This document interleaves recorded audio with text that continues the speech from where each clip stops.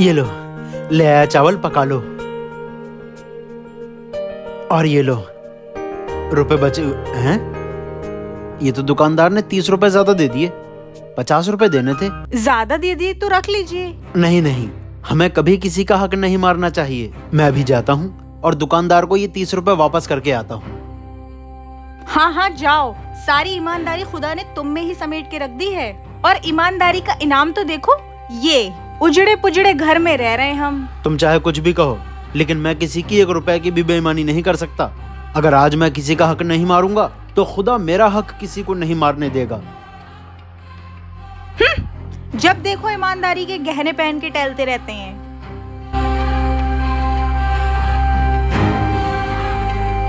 भैया, अभी मैं आपसे चावल लेकर गया था तो मैंने आपको 100 रुपए दिए थे, 50 के चावल लिए। आपको मुझे 50 रुपए वापस करने थे, लेकिन आपने 30 रुपए ज्यादा दे दिए। ये लो अपने 30 रुपए। कल आप 5 रुपए के लिए इतनी बहस कर रहे थे और आप आज 30 रुपए वापस देने आ गए। भैया, मोल भाव करना मेरा हक है, लेकिन अगर मेरे पास किसी का 1 रुपया भी ज्यादा आ जाए और मैं वो वापस ना करूं, ये बहुत बड़ा गुनाह है।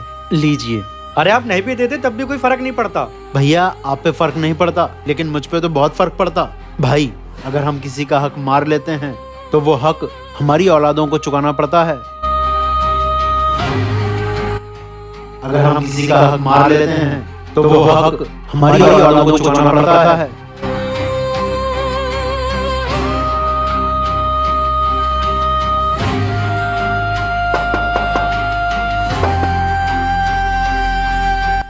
भाई 5 दिन पहले आप दुकान पे सौदा लेने गए थे तो आप ये 300 रुपए छोड़ के आ गए थे। अच्छा, मैं तो भूल ही गया था। तुम भी भूल जाते, 300 रुपए मिल जाते तुम्हें। भाई अगर हम किसी का हक मारते हैं तो वो हमारी औलादों को चुकाना पड़ता है। भाई अगर हम किसी का हक मारते हैं तो वो हमारी औलादों को चुकाना पड़ता है।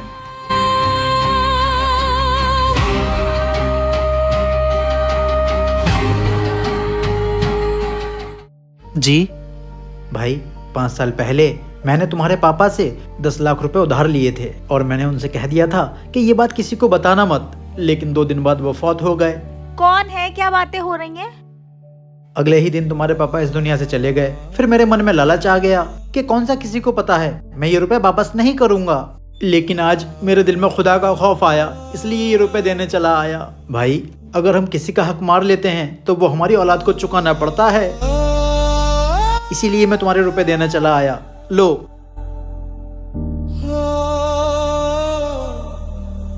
देखा तुमने, ये होता है ईमानदारी का इनाम। मैंने कहा था ना, अगर हम किसी का हक नहीं मारते तो खुदा हमारा हक भी मरने नहीं देता है।